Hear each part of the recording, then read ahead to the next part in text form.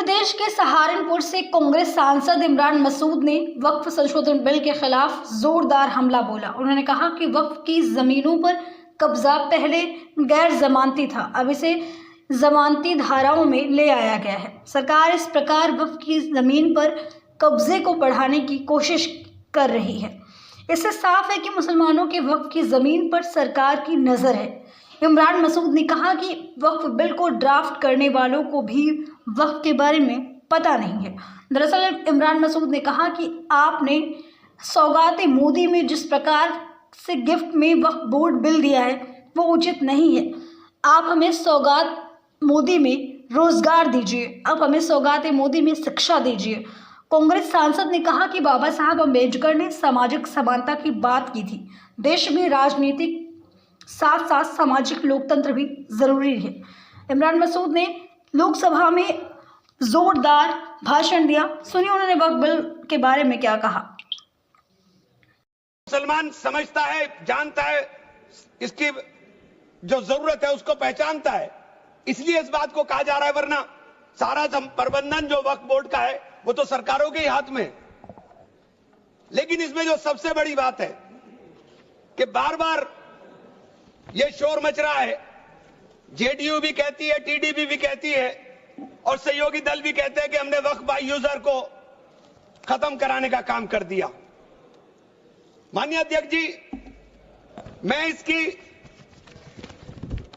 धारा 3R1 को, जिसके अंदर वक्फ बाय यूजर था, उसको हटा दिया गया और क्या शामिल किया गया, मैं ये पढ़ करके बता रहा हूं। ये बिल है, इसके अंदर लिखा है, परंतु वक्फ संशोधन अधिनियम 2025 के प्रारंभ पर या उसके पूर्व उपयोगकर्ता द्वारा वक्फ के रूप में रजिस्ट्रीकृत संपत्तियों को उपयोगकर्ता द्वारा विद्यमान वक्फ इसके वक्फ संपत्ति के रूप में बना रहेगा, सिवाय, बस आगे आ गया काम, सिवाय संपत्ति पूर्णतः या भागतः विवादाग्रस्त है या कोई सरकारी संपत्ति है।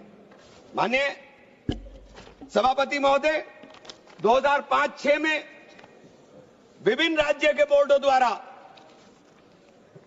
सच्चर कमेटी के समक्ष ये कहा गया, दिल्ली में 316, राजस्थान में 60, कर्नाटक में 42, मध्य प्रदेश में 53, उत्तर प्रदेश में 60, उड़ीसा में 53 ऐसी प्रॉपर्टी हैं जिनके ऊपर सरकार के कब्जा किया हुआ है। इसके बाद जब ये लागू हो जाएगा तो इसके ऊपर से वक्फ का अधिकार खत्म हो जाएगा। दूसरी चीज मैं कहना चाह रहा था, जब आपने सिवाय संपूर्ण और पूर्णतः लिखा और या भागतः लिखा तो आपने पूरी तैयारी कर करके लिखा। उत्तर प्रदेश इसका सबसे बड़ा उदाहरण है। उत्तर प्रदेश में 11,400 हेक्टेयर लैंड वक्फ की, 14,000 हेक्टेयर में से 14,500 में से 11,500 हेक्टेयर लैंड को सरकारी घोषित कर दिया गया है। 78% लैंड को सरकारी बता दिया गया है। और सरकारी लैंड कौन सी है? उसमें इमामबाड़ा है, उसमें प्राचीन मस्जिदें हैं, उसमें 500-500 साल के पुराने कब्रिस्तान हैं, उसमें ईदगाहें हैं, गांव-गांव के अंदर बनी हुई मसाजिद हैं। और आप कह रहे हैं कि आपने वक्फ बाय यूजर खत्म करा दिया। ये इतना बड़ा हथियार दे दिया कि आप जाइए, लड़ते रहिए। इसके साथ ही इन्होंने कहा कि साहब, अब जब कोई विवाद पैदा होगा तो उस विवाद की स्थिति में डेजिग्नेटेड ऑफिसर उसको सुनने का काम करेगा और वो तय करने का काम करेगा कि ये प्रॉपर्टी किसकी है। लेकिन वो तय कब करेगा, इसकी कोई समय सीमा नहीं। और जब तक वो तय नहीं करेगा, वो प्रॉपर्टी का मालिक सरकार रहने का काम करेगी। तो 11,500 हेक्टेयर लैंड तो उत्तर प्रदेश के अंदर, और कर्नाटक का विवाद सबके सामने है। बड़ा शोर मचा था कर्नाटक में, मैं गया कर्नाटक। कर्नाटक के अंदर क्या मान्यवर 1,12,000 एकड़ लैंड वक्फ बोर्ड की थी, वक्फ की थी, जिसके अंदर से 71,000 एकड़ लैंड का अलॉटमेंट सरकार ने कर दिया और 19,000 और 20,000 के बीच में वहां के जो दरगाहों के या मुतवल्ली थे उन्होंने अपने परिवारों में बांट लिया। तो ये जो हंगामा बचा, 1999 में एक आदेश आ गया, वक्फ ऑलवेज वक्फ, तो ये पुराना आदेश नल एंड वाइड हो गया। सरकारें भाजपा की भी रही, कांग्रेस की भी रही, दोनों सरकारों ने नोटिस इश्यू किए। मैं उन नोटिस की कॉपी भी लेकर आया था। दोनों सरकारों ने नोटिस इश्यू किए, लेकिन जेपीसी ने हंगामा उतरा तो सब हमारे चेयरमैन साहब भी हवाई जहाज लेकर के गए, लेकिन खोदा पाड़ निकली चुईया, वहां कुछ मिला ही नहीं, वहां कुछ नहीं मिला। इसी तरह से कहना चाहता हूं कि ये जो विवाद वाली स्थिति में आपने डेजिग्नेटेड ऑफिसर का प्रावधान किया, लेकिन उसके सामने ये नहीं लिखा कि ये कब तक तय करेगा। और आप बार बार कहते हैं कि साहब ये जो इसका संरचना होगी, इसकी 22 मेंबर वक्फ काउंसिल में होंगे, उसके अंदर 22 मेंबर में 10 मेंबर मुसलमान होंगे, सही है, 2 महिलाएं होंगी, सही है, लेकिन 12 मेंबर उसके अंदर नॉन मुस्लिम हो जाएंगे। वक्फ बोर्ड के अंदर पूरा का पूरा बहुमत गैर मुस्लिम भाइयों का हो जाएगा। मुझे इससे मतलब नहीं, क्योंकि मैंने अभी कहा कि भाई आप दूसरे जो ट्रस्ट हैं या जो दूसरे धर्म के ट्रस्ट हैं, उनके अंदर क्या आप दूसरे धर्म के लोगों को शामिल करने की अनुमति देंगे? नहीं है। काशी विश्वनाथ ट्रस्ट है उत्तर प्रदेश के अंदर, उसका अध्यक्ष पदेन अध्यक्ष जिलाधिकारी होता है, लेकिन उसमें एक क्लॉज लिखा हुआ है कि अगर किसी समय कोई जिलाधिकारी मुसलमान होगा तो उससे नीचे का या उससे ऊपर का अधिकारी उसका पदेन चेयरमैन होगा।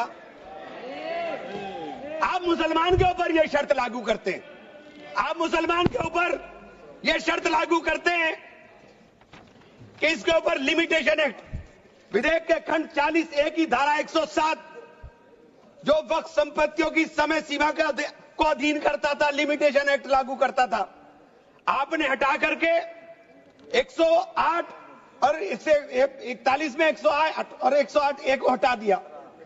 1995 का जो वक्फ अधिनियम है उसकी प्रायज्यता पर रोक लगा दी थी, जिसका अर्थ है कानूनी दावों के समय पाबंदी के बिना आगे बढ़ाया जा सकता है। अब आपने रास्ता खोल दिया वक्फ प्रॉपर्टीज के ऊपर मुकदमों के लिए। जो वक्फ प्रॉपर्टी पर कब्जा बैठ करे हुए लोग हैं, अब वो कब्जा धारक जाकर के एडवर्स पोजेशन का दावा कर सकता है और मालिकाना हक हासिल करने की बात कर सकता है। आपने जो अपराध करने वाले लोग हैं, जो कब्जा करने वाले लोग हैं, वो पहले गैर जमानती हुआ करता था, आपने उसे जमानती कर दिया, आपने उसे अधिकार दे दिया कि तुम कुछ भी करो, तुम्हें जमानत कराने की जरूरत नहीं है। तो आपने तो पूरा का पूरा खुला मैदान उसके सामने खड़ा कर दिया। आपने बार बार कहा कि हम लोग मुसलमानों के हक की बात कर रहे हैं। आप मुझे एक ट्रस्ट बता दिए, कोई दूसरा, कोई एक संस्था बता दीजिए जिसके अंदर जो धार्मिक के नाम पर हो और उसके अंदर लिमिटेशन एक्ट ना हो। हमारे ऊपर से हटा रहे हैं, हमारे ऊपर से हटा रहे हैं, बाकी सबको छूट मिलेगी। और ये छूट भी टेम्परेरी है, क्योंकि आपके कानून के जरिए नजर सब समुदाय के जो जमीनें हैं, जो ट्रस्टों के पास पैसा है, उसके ऊपर लगी हुई है। हमारी जमीन, ये बार बार वामसी पोर्टल का जिक्र हो रहा था, वामसी पोर्टल में प्रॉपर्टी 4,90,000 से एकदम मंत्री जी ने, माननीय मंत्री जी ने कहा 7 लाख कुछ चली गई। तो ये प्रॉपर्टी कोई वक्त नहीं की गई किसी ने। ये जो वामसी पोर्टल के ऊपर दर्ज हुई संपत्ति, कब्रिस्तान के अंदर वसूगा, एक प्रॉपर्टी वसूगा, एक प्रॉपर्टी मस्जिद, एक प्रॉपर्टी में कब्र, एक ही प्रॉपर्टी की 3-3, 4-4 बना दी। और आपने बता दिया कि वामसी पोर्टल ने, और 10 साल माने मंत्री जी, 10 साल का बहुत समय होता है। जो काम आप 10 साल में पूरी संपत्तियों का रजिस्ट्रेशन नहीं कर सके, मान्यवर प्लीज सब प्लीज आप मान्य नहीं, वामसी पोर्टल पर आपने बार बार 10 साल में काम नहीं कर सके। आप कह रहे हैं कि 6 महीने के अंदर सारी संपत्तियों का रजिस्ट्रेशन करा लेना, और सारी संपत्तियों का अगर रजिस्ट्रेशन नहीं होगा तो वो संपत्तियां वक्फ की नहीं बचेंगी। रजिस्ट्रेशन कौन करेगा? रजिस्ट्रेशन आपके अधिकारी करेंगे। जब 10 साल में नहीं कर सके तो 6 महीने में कैसे करेंगे? और ये पूरी तरीके से संविधान विरोधी कानून है। साथ अनुच्छेद 14, अनुच्छेद 16, अनुच्छेद 26